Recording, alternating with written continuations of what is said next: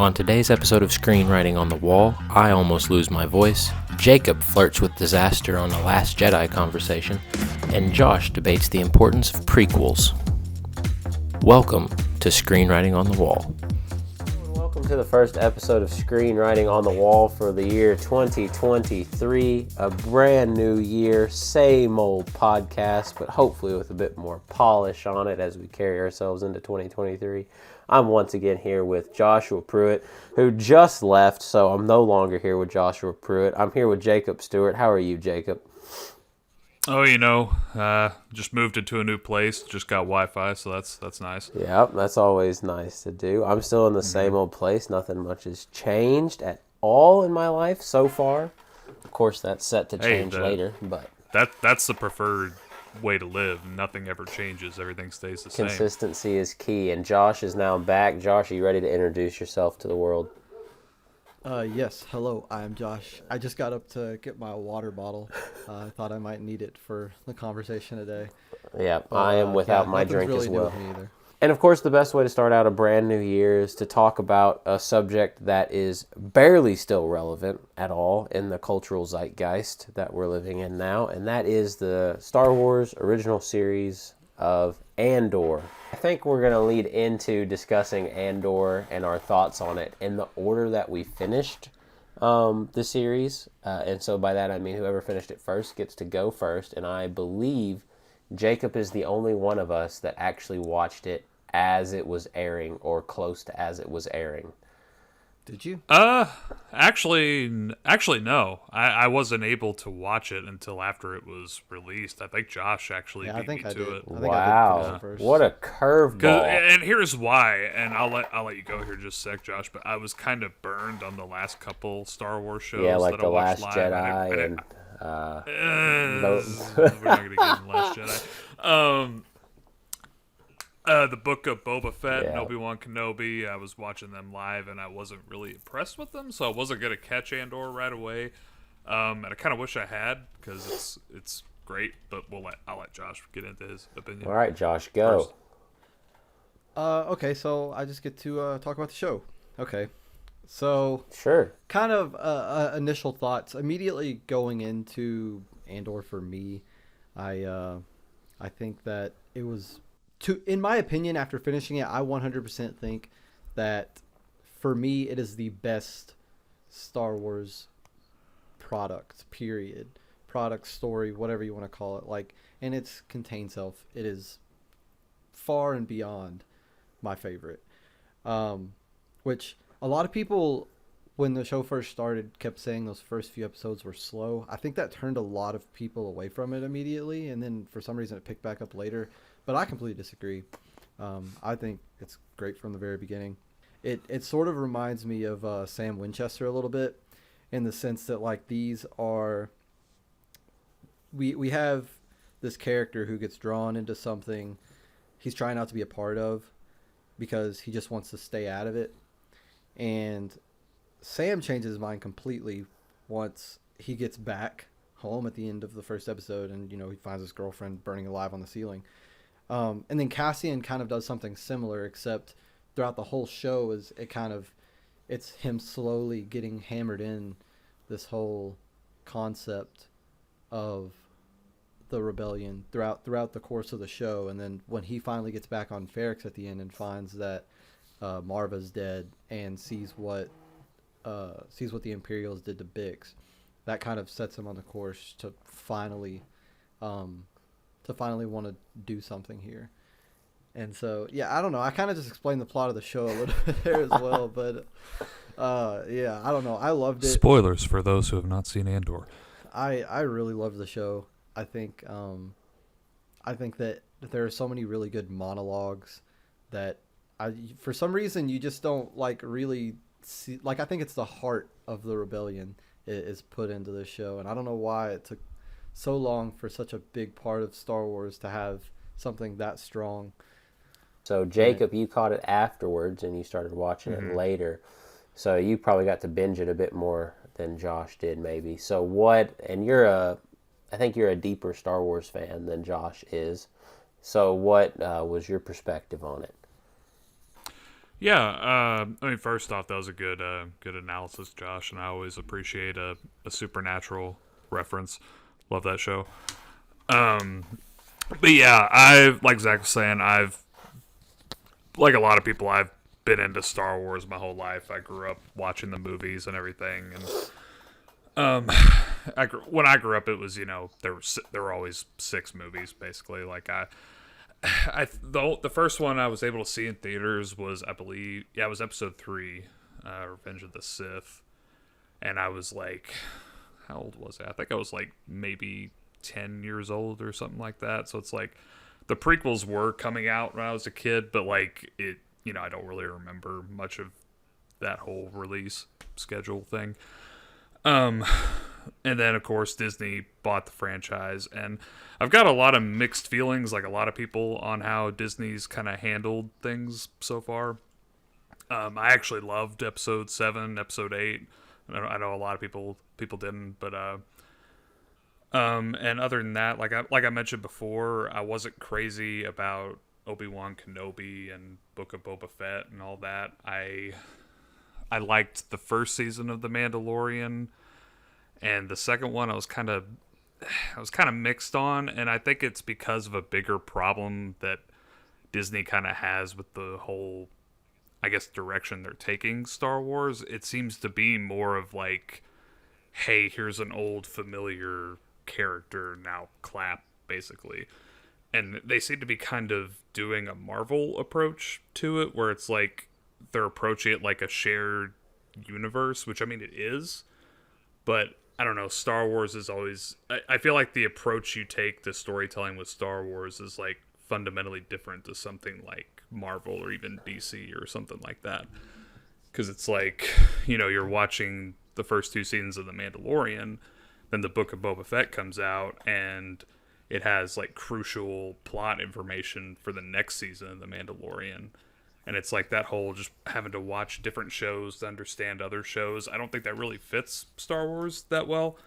And I'm getting off topic, but basically I think Andor was like a huge step in the right direction, and basically just a huge kind of breath of fresh air for Star Wars. And I mean, like, it's not my all-time favorite Star Wars or anything. Like, one of the movies will always have that spot for me, but I do think it's easily the best live action show that Star Wars has made. I do think it's it has some of the best stuff in Star Wars, period, which is shocking to me because I wasn't even a huge fan of Rogue One, and I wasn't really, all that interested in seeing, the backstory of Cassian Andor's character. Like, his character didn't really do much for me, but like now I think he's one of the best characters in Star Wars, which is crazy. But yeah, overall, I loved it. Like, I think that whole, in particular, that whole sequence with the jailbreak and Andy Serkis's character is easily not only some of the best Star Wars I've ever seen, but like that was honestly, at least in the last few years, some of the best TV I've seen, which is pretty crazy.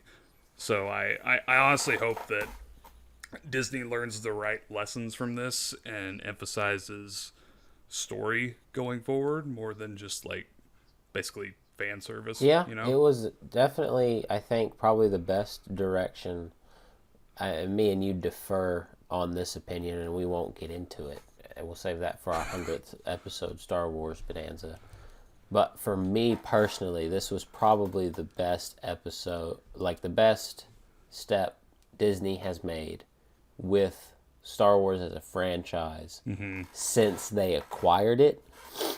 The 3 movies they made, I dislike them each exponentially more than the last. And then like Rogue One standalone was pretty good. Like Rogue One was good. What are some other stuff they made? Like the first season of The Mandalorian was good, and I think the first season of The Mandalorian was so good for the same reason Andor is good. So to get into like how I feel about the show, I like the show for a lot of Star Wars reasons. It did a good job, I think, of taking you to the Star Wars galaxy, not really pulling you out of it at all. You were able to just be in the galaxy again and just think about the politics and the world presented to you. You weren't ever like sucked out of it and thinking about something else, which was a good step. I think that's something that the original saga always did really well, which is why it was such a big cultural phenomenon. But then also the big thing that got me and that I really liked about it was, I think what you touched on a little bit, Jacob, and Josh, you might have pointed out it as well, or danced around it at least, is that it was a Star Wars show that was really character driven, that really didn't rely on you having a lot of previous Star Wars knowledge to enjoy fully, which I think is why it was probably Josh's single favorite Star Wars entity. You know, he didn't have to have watched all 9 movies, the Clone Wars animated series, Rebels, or all the other stuff that's come out before and whatever to like fully get everything out of it. You could watch Andor Episode 1 as your introduction to Star Wars, and from there go into anything else, and you wouldn't really be missing anything. And that's what the Mandalorian had up until its second season, when they tried to build the whole franchise off of the Mandalorian. Exactly. And yeah, see, that's what I was getting at with that first statement, is that this was so successful for the same reason Mandalorian was so successful, or vice versa, however you want to order them. Which I think is the biggest strength of Star Wars as a franchise, is like over any other franchise I can think of right now off the top of my head, the biggest advantage Star Wars has is it's essentially a geographical place. Well, it's, you know, thousands of geographical places, but it's one galaxy. And the whole idea is, from the 6 films, or 9 if you want to include them, or even just the original 3 that were first made, you can take the rules of that universe, essentially, as I think the expanded universe before Disney bought it and all the extra material that just independent people were releasing showed. You could take all that information that the original 3 movies gave you and go any different direction you wanted and have it be in Star Wars. You didn't have to use any other characters. There didn't have to be Jedi. There didn't even have to be the Force. But there was this like, here's the toolkit. You can tell any Star Wars story you want on any planet. Make up your planet. It probably has room to fit in the galaxy, you know. It's like, and I think that's one of the singular strengths, because if you think about other ones like Marvel or Lord of the Rings, what are some other big ones? I guess Avatar is kind of with the new movies coming out, is trying to become its own section. Just like the other cinematic universes or properties that you can get into, I think a lot of them are really tied to source material. Like they're very tied, like the comic books are really tied to the original comic book characters. There's room for diversity or whatnot, but they're not exactly introducing new heroes and, you know, playing it. So it's all characters that they're kind of modernizing and updating. And with the Lord of the Rings, I think it has an even more holier-than-thou fan base than Star Wars does, with the Tolkien books and everything he wrote. Yeah. So there's like no room to really go tell a story in Middle-earth, because it's so intricately connected with the Silmarillion and the Lord of the Rings stories and the Hobbit stories. So I think that's a strength of Star Wars. And to get back to how all that connects to Andor, this is Disney finally taking that step, I think, and realizing that you don't have to have your, you know, fan service characters. You don't have to have your fan service plot points. You don't have to have any of that. If you focus on telling a good story with good characters, you can just put it in Star Wars, and it works out really well. And so I think, and I hope this is them realizing that that's the strength of the property they own, is just telling really good stories set in Star Wars, the realm. Yeah, because that was one of my biggest problems with the direction that Disney Star Wars was heading, is that everything was connected, but not in an interesting way. Yeah. Because, you know, like, Rey didn't need to be a Palpatine. You know, Luke Skywalker didn't need to show up in The Mandalorian in the way he did. Ahsoka didn't need to show up in The Mandalorian, honestly. Like, I don't know, like, I feel like the same characters don't need to be showing up all the time, like, just because it's a new Star Wars show, you know? Like I maybe in the minority on this, but I think the Mandalorian would be better if it was just about the Mandalorian and Grogu or whatever. Oh, I think that as well. I think that's actually probably a surprising plurality of people than we would assume.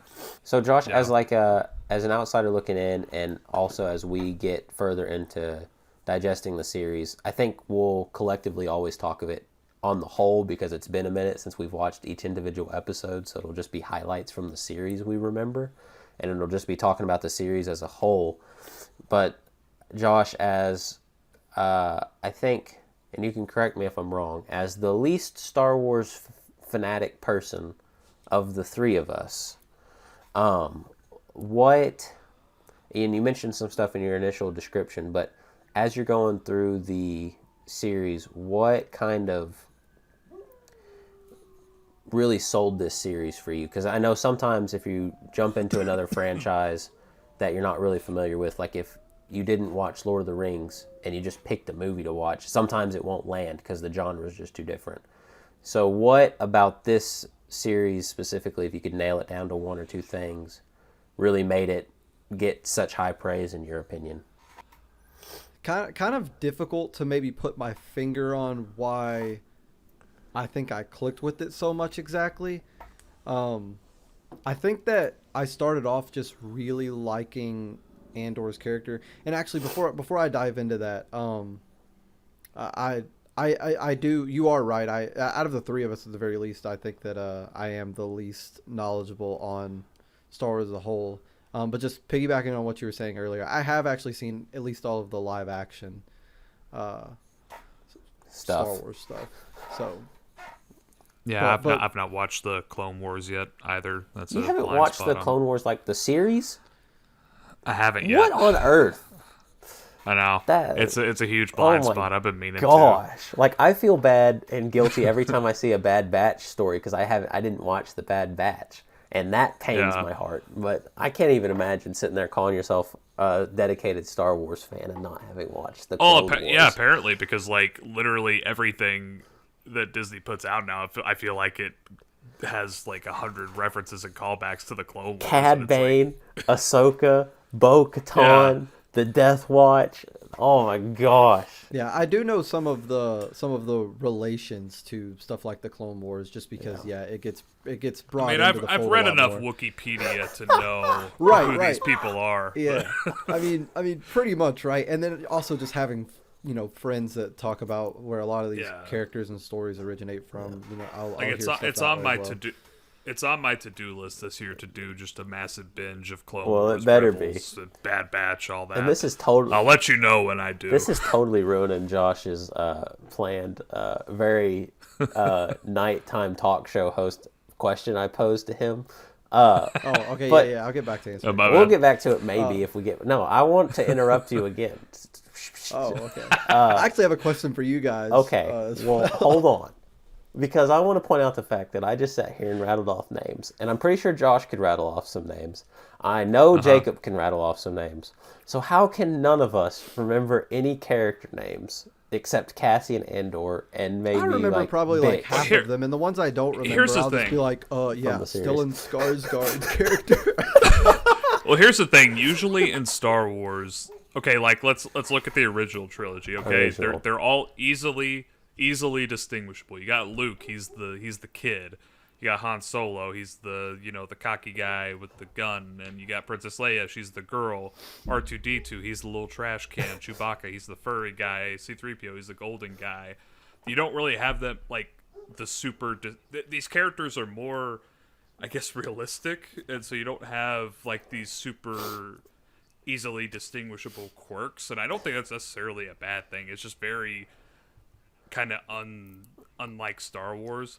And to kind of build off that, one thing I've heard about this show, and I kind of agree with it, and I say this in the most loving way because I love Star Wars, but the dialogue in this show is almost too good for Star Wars. I say that with nothing but love. Oh God, but it's true. Piggybacking off of what you were saying a second ago too, I think that also not just like the quirks thing, but also a lot of the main Star Wars characters have been central parts of this universe for 40 plus years now, and so it's a lot easier to remember their names compared to watching Andor one time through, and maybe I don't remember someone's specific name, but I can still recognize their importance to the story, and I'll probably know the actual actor's name. So. I just think they're trying too it's hard. That's my simple answers. I think they're trying too hard to come up with a Star Wars name to fit in the galaxy, and we're just going off the deep end, I think that's all there is to it. The most popular Star Wars character, his name is Luke. Yeah, and Anakin's not that, crazy. Yeah, it's not, yeah. There's not a whole lot of crazy Lucas. names. The cult, the deep fan base cult names are kind of obscure, but those are for the fan base. Yeah. But all the surface level characters are like Luke, Han, Leia, Darth Vader, Jar Jar Binks. Jar Jar Binks. Stop it, both of you. Samuel L. Jackson gets a specialty character in the original or the prequels, and his first name is Mace. And then, you get Windu after Mace that. Windu. Yeah, Mace Windu, but it's like... Yeah, it feels weird not to just say his full name. I know, it it's feels weird to say Mace. Even, in the sequel trilogy with characters who haven't really been in the public consciousness that long, I feel like even they have, they have, designs that are really, I don't know, really pronounced. So you have Rey with her staff and and her buns. 3 little hair buns. Yeah, and you have Kylo Ren who has the mask and the hood Finn, and all the this black stuff. guy. Can I say that? Oh no. I mean, he's black. I mean, it was a don't pretty know. historic moment for Star Wars. It was good on them, Honestly, yeah. And to actually But yeah, in Andor, you don't really have these goofy distinguishable costumes even necessarily. It's usually just people wearing clothes. You're right. The writing and the character design was just too good for Star Wars. It's too good. It really is. And like I said, I say that with love, but it really was. Josh, what's your question? Can you remember it? First I want to circle back to the question you originally Oh asked God, me. I should have never given him the floor back.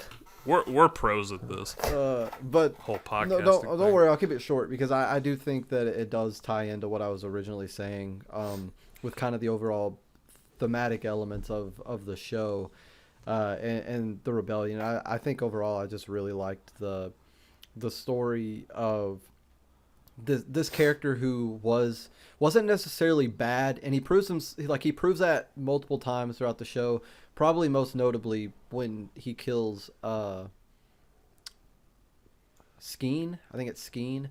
After they did the heist on Aldhani, he kills that guy. He kills the guy that was going to run off. Because he suggested, okay, let's run off with all of this money that we just got for the rebellion.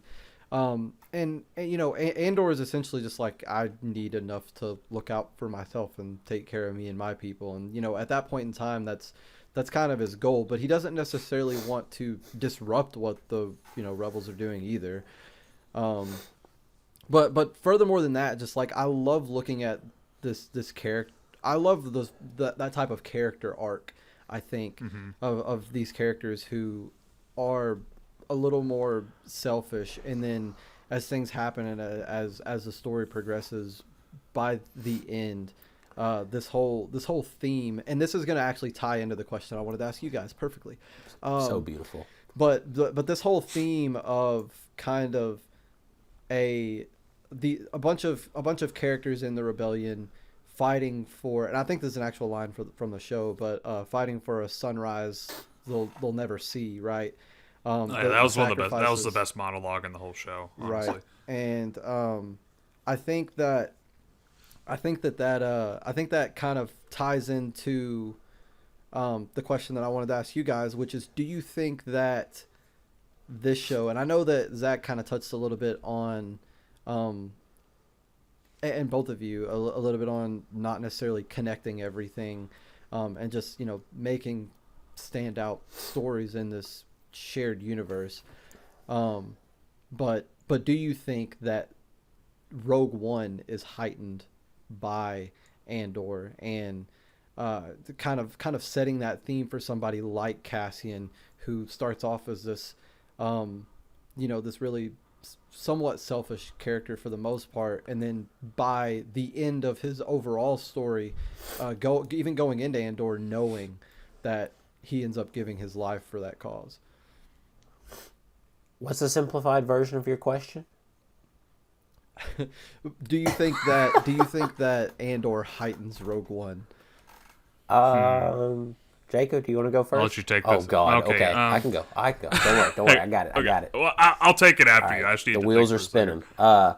I don't know. I wouldn't say that it necessarily heightens Rogue One, because Rogue One came out. I think it did its good. If Rogue One peaks anymore, it's going to be up there with a lot of the original trilogy movies already, because I think most people have it just outside that gap, or at least the consensus minus a few groups of fans. Put it up there because it was still Disney throwing characters at you that you knew somewhat to a degree, kinda-ish, whatever. Mainly Darth Vader doing that in the closing scenes was like the big pull of that. You also had those two guys from the cantina. Yes. Like he doesn't like you. He doesn't like you, yes. So, I don't it like still you had either. its issues that we'll say old Disney had, or original Star Wars Disney had. But it had all the new characters like Cassian Andor and all the other character names. I can't remember. Jyn, was that her name? Jyn Erso. Jyn Erso. Yeah, okay. So, it had new characters, which I think should have been a key to Disney of new characters, good written, well characters. That's what we like. But it still had those, and then it had the draws of the original Star Wars, like the OG X-Wings, the Leia cameo, the Moff Tarkin cameo bits, the Darth Vader bit at the end, which is really cool. I think if nothing else, it was able to capture a little bit of what The Force Awakens captured when it first came out, which was, we're not going to reinvent the wheel. We're just going to kind of copy and paste the stuff we know sells and tinker with it a little bit, which I think kept it from being as divisive as some of the later Disney movies, or just as flat out bad, depending on what camp you fall in. I'm one of the people who doesn't love Rogue One. I need to rewatch it, but to me, it's always been kind of like more like maybe like a 6 out of 10, 7 out of 10 sort of thing. Like, it's just like, it's got some really good elements to it, but for me as a whole, it kind of feels underwritten. Like, this is a movie where all the characters end up dying. Definitely. And I didn't really find myself caring that much, because it just feels like we didn't really get to spend much time knowing these characters. And, if I had known everything I know about Cassian before the movie, I probably would have found him really interesting. But in the movie, he didn't really have much to do. Yeah. To be honest. I think, sorry, Jacob, you know what I think? Yeah, you're sorry, good. Josh. A better thing I think we might find with Jacob's answer that we're going to discover is that maybe heighten isn't the right word, but I think it will add to the rewatchability of Rogue One. Yeah.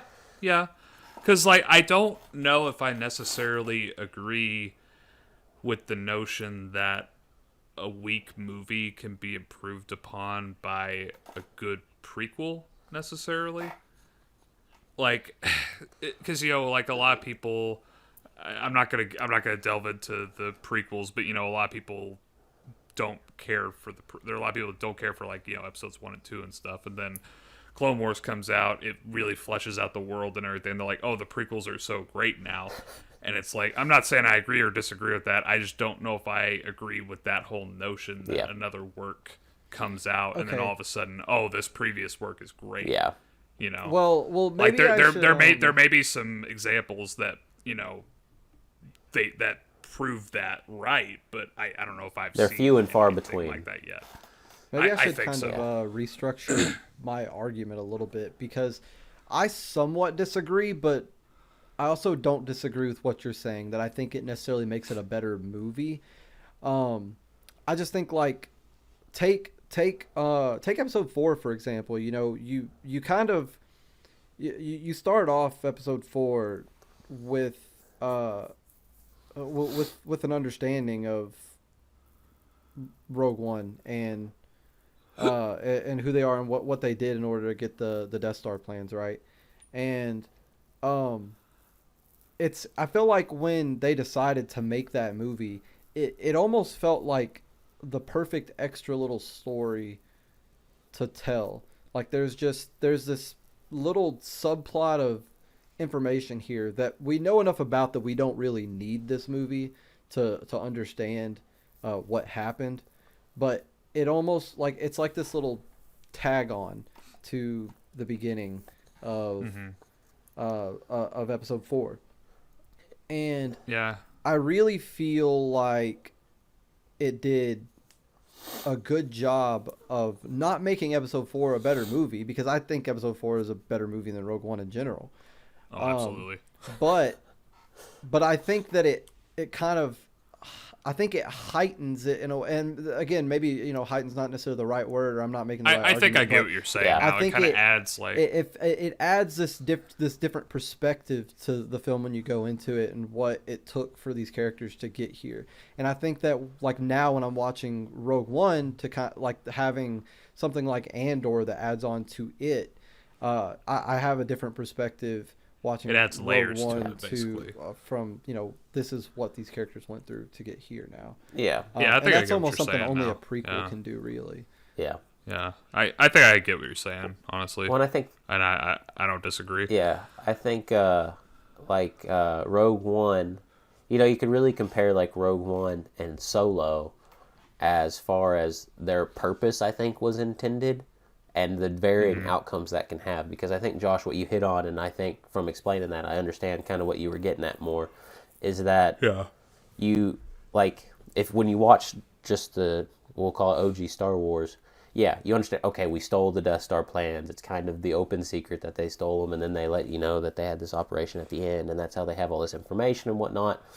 And so, like, if you watch it and you're critical enough, you can kind of think of, like, okay, how did this ragtag group steal from this empire we've heard is so bad? That must have been something. Also, like, this seems like a really convenient destruction plan. Like, why is it so vulnerable? Which maybe is something that they'll build on in the future, because I don't think Rogue One fully did. If that's a big thing they want to explore, I don't think Rogue One did it justice. But there are, like, questions in episode 4. So then Rogue One comes out, and you get the hints, and you get to actually watch them steal it. And I think it added a lot, and I think that's why people received it. Whereas with Solo, like, we had Han Solo, we had him through 6 movies, and his character arc in those 6 movies wasn't really dependent on you knowing who he was before, because his whole character arc... But how did he get his last name? No, that's not important. So it wasn't needed. People weren't really interested in an origin story. I think there is a market for maybe a TV show reality, or like short something reality of give me a Han and Chewie buddy with show Han and Chewie yeah. and kind of their antics. But I don't think people were interested to know what created the Han Solo that we know in episode 4, because that's not the Han like we care about. Like, we would like to see adventures of the episode 4 Han with Chewie. Absolutely. And with little development, I guess, there and whatnot, stuff that builds his skill and his story. But we don't want to know how some bright-eyed kid got turned into a smuggler, and then but we already know that smuggler eventually finds his way back around and becomes a hero of the rebellion. So I think that's like, the difference there in the prequel argument. Touching on Solo, the only time I've seen that whole, like, how did this character become who he is done right was ironically another Harrison Ford movie, Indiana Jones and the Last Crusade. The beginning when, like, he's a kid and River Phoenix is playing him and he gets the whip and the hat and all that stuff. I like and he that gets in the sequence. circus I think train. yeah, I think that's the only time I've seen that done really well. But we called the dog Indy. Oh God, yeah, dude, another great. They're making a 5th one of those. We're not going to go off on this tangent very far, but we're making a 5th one. Surprisingly, it looks pretty good so far. I know it isn't. I know it isn't. I'm not going to get my hopes up, but I don't think it looks terrible so far. That's how they get you with the trailers. I just know that it's gonna like. You just gotta let some things die. I like James Mangold as a director. Like, I like to think that maybe he can pull out a decent finale. So back on the subject of Andor, we're done with our Indiana Jones tangent. So back on the subject of Andor. So kind of what I want you guys' opinion on is more of the direction we think Disney is going to take this, and so maybe maybe more specifically you, Jacob, if you have some knowledge on what they're going to be coming out with, because I haven't looked recently. Mm-hmm. Well, then the next the next few shows coming out this year. I mean, I think the new season of The Bad Batch just started. Mandalorian season 3 is coming out.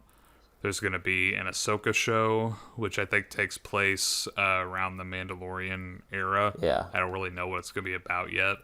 But I think it's going to follow up on like a bunch of Rebels plot lines and stuff. There's a show called The Acolyte, which sounds like it could be interesting because it takes place before Phantom Menace in the High Republic era. And then there's another show called Skeleton Crew, which I think is supposed to be kind of like a they've described it as kind of like a younger live action Star Wars type thing, like a Stranger Things-esque, which is something, I don't know. Yeah. But yeah, that's what's coming out. Well, so the this big year thing I'm wondering is if this will get Disney to give at least Star Wars the property, since they kind of let Star Wars manage its own thing as a division within them. If it will allow them, the people working on the Star Wars properties, more freedom to tell the stories they want and actually exercise some story writing and whatnot. So I want you guys' opinion on if you think this will inspire them to make a change, kind of like how it was Guardians that then expired, like kind of how Guardians of the Galaxy put the shift on the Marvel universe from the way it was going with Thor Dark World and broodiness and whatnot. So what do you guys think? Will it inspire change? I don't know if it will, honestly, because even though this is by far getting the most critical reception, I still think the most financially successful is The Mandalorian. Because you see all the Baby Yoda merch and stuff like that. And I don't know if this darker route is necessarily the direction Star Wars needs to go. I do agree that this more character and writer-focused direction is where it needs to go. But I think there's room for a variety of tones in that direction, I guess. But yeah, I think the shows that come out this year will really kind of... We'll see if they've learned anything or not this year, basically, based on how these shows go, I think. I think that something I hadn't thought of was something that Jacob actually just brought up, in the sense that The Mandalorian is far more financially successful, likely. And I think bringing up the merch and stuff was really a good point. For whatever reason, Grogu sells. People love Baby Yoda. For some reason, a cute little alien thing that looks like a plushie, how could that sell? No, yeah. I'm not saying it shouldn't, and it is cute, but I think also it does kind of suck a little bit, because I can't help but agree with Jacob. I do think that kind of unfortunately leaves little room for critically acclaimed type shows. That sounds kind of dumb, because something can be both. And kind of like you said earlier, The Mandalorian season 1 is phenomenal. Yeah, it's a good example of having your cake, eating it too, kind of thing. Right. Yeah. But I don't know. It does feel like it is kind of an outlier, despite being what I think is the best Star Wars property. That said, I mean, I could see them maybe branching out into more thematically resonant stories, maybe not just taking the stuff that they already have in the Star Wars universe and trying to tie everything back into it. I think going forward, realizing that can help. I think that something that's actually going to make a big difference in whether that pans out or not is going to be a lot of these filmmakers who are starting to get their chance to direct Star Wars shows. Like Jacob mentioned Skeleton Crew a minute ago. If I'm not mistaken, that's a Taika Waititi project, right? So I'm not. I don't I'll let think you look that up so. and fact check me. Yeah. But I'm regardless. I do know that some people are getting the opportunity. No, it's John Watts. Oh, John Watts. Okay, wrong Marvel Spider-Man director. MCU trilogy. But anyway, there are a lot of people that are getting their chance to work on new Star Wars properties now as they start to branch out, and I feel like Marvel, since that's kind of brought up now, they kind of hit the whole Disney Plus train a little bit more with the ground running than Star Wars did, and so there's less shows or movies in that realm. But I do think as more gets made outside of the original saga, the Skywalker saga, especially now that that's quote unquote finished, I do think At least that until they 10 years. will At least until 10 years from now. Yes. branch out into a more diverse realm of Well, can content. I just go off on like a dream tangent here, right? Because I think it's safe in assuming we have no idea what a multinational corporation is going to do, and they're just going to follow the money wherever it goes. They don't even know what they're gonna do, bro. Yeah, No. and it's going to take them a couple years to realize what Andor did and put that actually into pre-production for shows anyway. So I think a lot of it is kind of said and done. And I'm cruising through some of the Star Wars shows, and they're not immediately impressing me. But my dream Star Wars universe, right, is basically I think what the expanded universe had back before Disney bought the property, which I was really slightly too young to ever get fully involved into. But what was so great about that was kind of what we've been talking about this whole episode of. It was just Star Wars stories. Like they were just random stories about random kind of events, and they maybe lightly crossed over with stuff that George Lucas had originally written in the series. And so I don't think they would ever do it because you got to have that cash in character if you're going to put all the millions of dollars into a show. But I would love for Disney, if they have as much say into Star Wars as I imagine they do, or at least the Star Wars branch of them, to just either let loose the reins, kind of like had been before they bought it a little bit. They don't have to go all the way.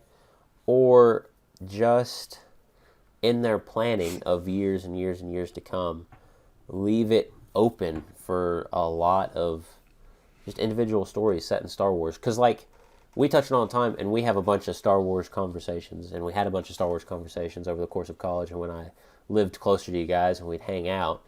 And I think a lot of us talked about how we just like to see our favorite genres in Star Wars. So Jacob, you always mentioned how you would love to see a buddy cop-ish type vibe show. And it could be with Han and Chewie, or it could be literally be anywhere. It could be two Imperial officers in the freaking way off in the Empire messing around. Man, I would love that. Buddy I would cop. love There's that. so many possibilities for stuff that can yeah. happen, and so I wish that they would do that, because that would be the Star Wars I would love to see. I'm tired of seeing my original characters die. I'm done. Leave them alone. Yeah, I don't disagree. I guess to kind of build off that, what my dream Star Wars scenario would be, it would be for them to slow down. Two shows a year tops. Yes. Because here's the thing, I'm tired of being just overwhelmed by just the amount of content from a single franchise. It's I don't need a Star Wars show every single week. Because you could tell that the creative team and especially the budget is spread thin. Because one thing I wanted to say about this show is that I love how you could actually see the budget on screen. It actually looks good. And shows like Book of Boba Fett and Obi-Wan Kenobi, it didn't they didn't look good. Just to be Well, blunt. did you see Like, that they didn't use the volume cheap. with Andor? They didn't use the volumetric set. The dude actually like had sets built. It also didn't help that it was a very special effects driven. As far as Star Wars goes, it wasn't very special effects driven. Yeah, but everything that was there looked good. The space and it's AKs. like, you know, the Mandalorian looked good with the whole volume thing. I don't know what happened with Boba Fett and Obi-Wan, but it's like those shows just look so cheap, and it's like I feel like the only thing I can think of is, you know, I don't know how these big corporations work, but I feel like maybe the budget was just spread so thin because they have so many shows and stuff going on. Well, did those? Like, hey, like we spent all the money getting Hayden Christensen and Ewan McGregor back. Here's $10 left over. Make a show. You know, like. Did those shows use the volume as well? I'm pretty sure. I don't know if Obi-Wan did. Not because they made a big deal out of Andor filming on location. Yeah. Because not necessarily that I know everything about the industry in regards to that, but with that being a relatively new piece of technology in filmmaking, it could just be down to like, yeah, we haven't really nailed down the science of making this look great yet, and Mandalorian just got pretty lucky. Yeah, that could also be. I think also probably the thing that hurts it more is time. Because they're going so fast and trying to release stuff and cash in. I think time is probably more of a constraint on Disney than money is, given their financial situation.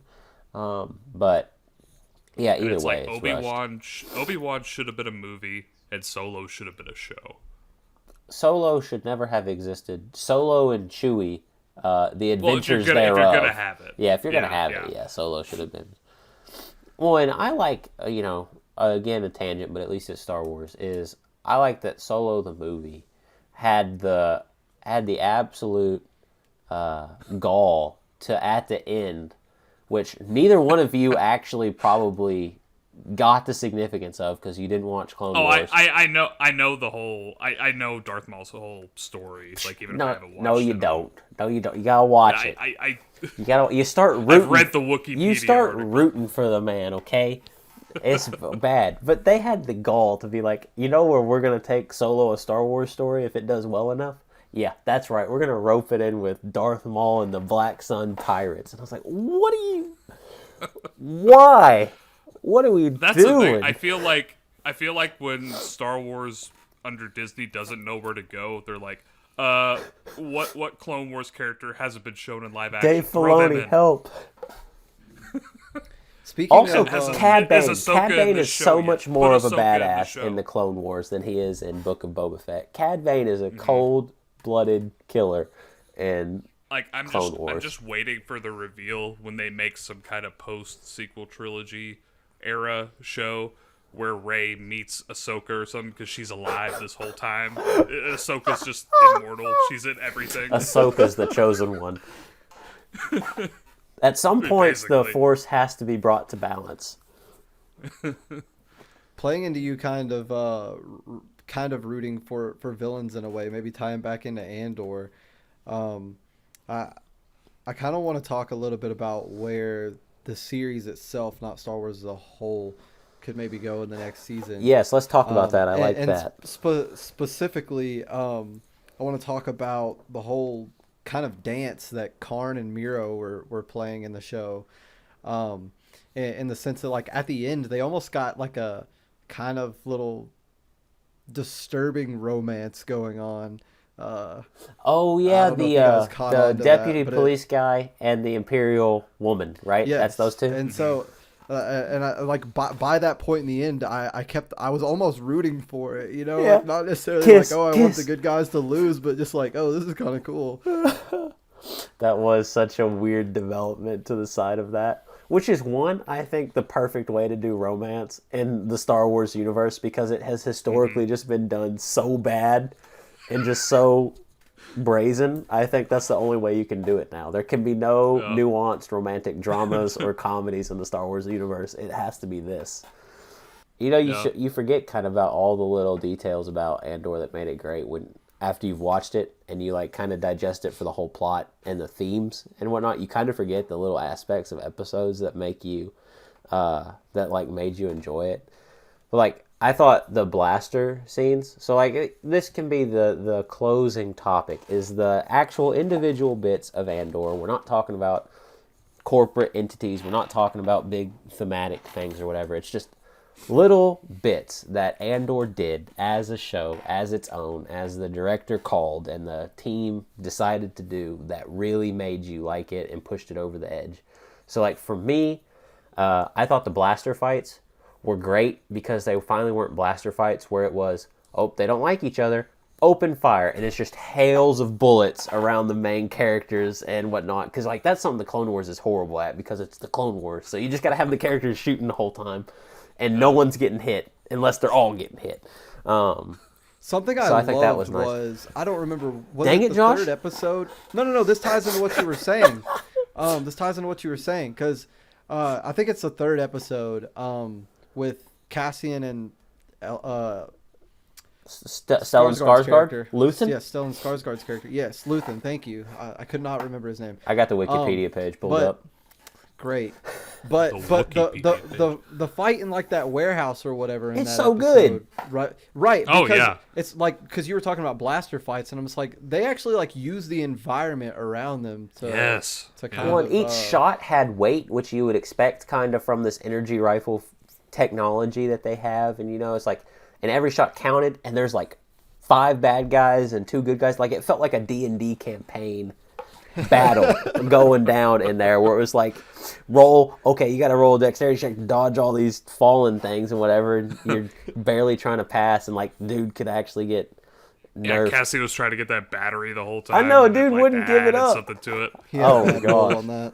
But yeah, like that, like the blaster fights were great, even up until the season finale where we got more and more chaos. It was them, I think, realizing they didn't have the budget to do some big blaster fight scene, and also knowing that wasn't the show they were making, but also to just take it practically, be like, okay, these are small arms guys, these are ragtag groups, they're not going to be engaging in whole war scenes or whatever, they're going to be doing strike missions and stuff. So I thought that was good.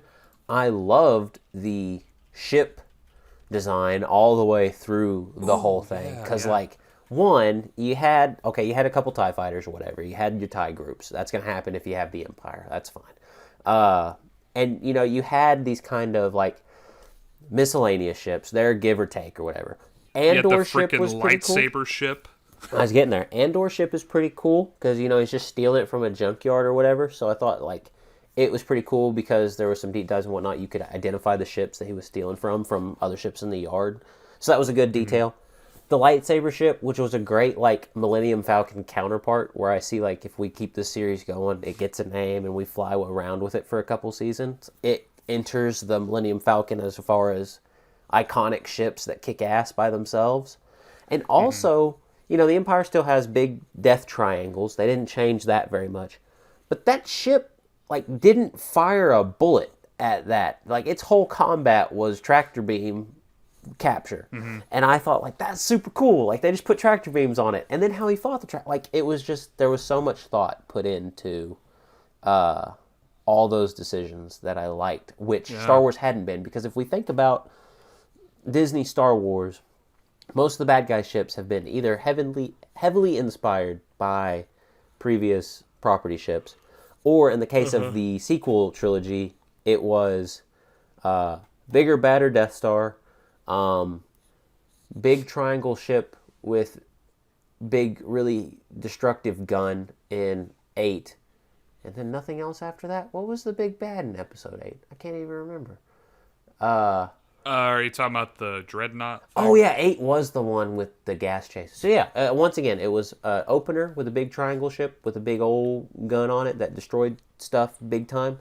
And then the climax was just a really big triangle ship with run-of-the-mill guns and whatnot. And then in 9, what did we have? We had Exegol. It was like the fleet of death triangles and whatever, run-of-the-mill Star Destroyers. So it was cool that they were like, okay, we know they build death triangles, but how can we make it different? I guess for me, it would be just kind of the more, like, the one scene that comes to mind when I think about how great this show is at the conclusion of the prison arc when they're all, like, jumping out and everything. and he turns to Andy Serkis's character, and he's like, "Yo, come on," and he's like, "I can't swim," and we never see what happens to him, and like that's so haunting to me, and I really hope we. He could be, but like I hope we never find out what happens to him, because like I wish more shows did stuff like that, because I feel like with Star Wars I want to keep some of the mystery, because so many Star Wars shows are like, okay, here's what happens with this character. It's like they try to flesh out every little detail, and I want more of the Star Wars world to be like, oh, here's something strange, let's not look into it anymore. That's just part of the world. Well, so far it's only Andy Serkis and Mace Windu that have got that treatment, so we'll see what happens. Yeah. Mace Windu died. No, we don't know that. Darth Maul fell off a cliff. Falling off a cliff is not dying in Star Wars. Yeah, but they've already gone to that well so many times that it's just cheap at this point if they do that. Bring him I back. love Samuel L. Jackson, but no, I don't want to see that. Oh God. Yeah, I think I something. love that scene. I think something that I liked a lot was kind of the jumping time scale throughout the show. Just every couple of episodes, like, oh, we're in kind of a new era of, not really era, but like a lot of time has passed between every couple of episodes, and you kind of get to see this long-term change from the beginning of the show to the end, especially since we start and end on Ferrix. And I think that coming back to that and then seeing everything that has happened, kind of going from, oh, there's this, there's I killed 2 people, I gotta get out of here, you take up this mission, working for the rebellion, and then he gets out of doing that, ends up in prison, which I agree with Jacob. I think that was my favorite little arc as well. And then after escaping that, everything leading up to the finale, there's just kind of this like these time gaps between, and I don't know. I don't know if anybody else really caught on to it. It wasn't like a big deal, I think. Yeah. I mean, it was caught on to, but like I don't know if it really stuck out to a lot of people. I thought it worked pretty well, and I think it does make things like what happens to Andy Serkis's character and how that fits thematically kind of resonate even more, because like, oh, a lot of time has passed, and Well, also, Andor is only alone with that one other prisoner when we see him next, and the whole swarm is just gone wherever, and it's just him and that other guy from all hundreds of them. Like, here's the thing, a lesser show would have, like, Andy Serkis's character, like, show up with a blaster in the finale, be like, I learned how to swim, or something like, something stupid. And it's like I said, I don't want to hear from his character again. I thought that was a perfect ending to it. It fits thematically, and it's like, I think that something else that kind of, I think the time hops also separate these little different sections, because each is almost like its own little anthology story that ties Andor into these different little stories that are ingrained in his mind to finally get him to want to be part of the rebellion by the end. They're these little steps, these stepping stones that lead him to where he's going. And so to sum up, I liked the Star Wars designs and tech being used in an actual good way. Josh really liked the fact that it was just good story writing and good character development. And Jacob enjoyed the fact that Andy Serkis will never be able to make another motion capture movie again because he's stuck on a prison planet because he doesn't know how to swim. Hey, he's already played 2 Star Wars characters. Who say he can't play another? Why not? He's just gonna reinvent himself so he can get off the planet. But okay, no. Oh God, he goes to drown. They pull out his body and it's all shriveled up and weird looking. And it's Gollum. Swollen. He's Snoke. Oh no! Snoke's origin story. That would be horrible. That would be horrible. Yeah, I hate that. Which one? Get J.J. Abrams on the phone. Hey, get J.J. Abrams on the phone, because you don't have to make a movie. You can just call me up and explain what that was going to be. What in the heck was the grand plan for Snoke before the sequel trilogy shit the bed. Because obviously there had to be something to introduce this whole Emperor-esque bad guy. Does this count as episode 8 talk that I'm supposed to pull you guys away from? No, yes, also. I'm gonna say yes. But also it's because we're out of time, so we can't talk about literally anything else. No, I have one more. Not at all. One more question. Oh my gosh. Bonus round. Do you guys think that Cassian's sister is actually still alive? Oh yeah, Yes. I forgot about that whole thing. Yes, it has to be because that was such a huge thing. She's Ahsoka. Oh my god. That's officially all the time we have left. This was honestly surprisingly more centered Andor talk than I thought we were going to get when we delved into the world of Star Wars, especially with me and Jacob on the same show. So to close out, finally, these are the final thoughts, and we're going to end with mine. So we're going to go Jacob, Josh, then me. Star Wars movies, ranked list in your head. I want you to say the movie or TV show or entity just below Andor and the entity just above Andor. Not what rank they are, just the two that bookend it. Like out of all Star Wars Out of all properties. of them, what's the one just below it and what's the one just above it? Oh my god. Josh, go first. Oh Lord, Josh, go first. I'll go first because this is easy for me. Easy. I think a lot of people love episode 5, but before Andor, my favorite was episode 4. I just think the original Star Wars Respectable. was great. So right below Andor is episode 4, and right above it is nothing because I think it's the best. What a cop-out answer. You're wrong, but it's okay. It's okay to be wrong. I'll say below it.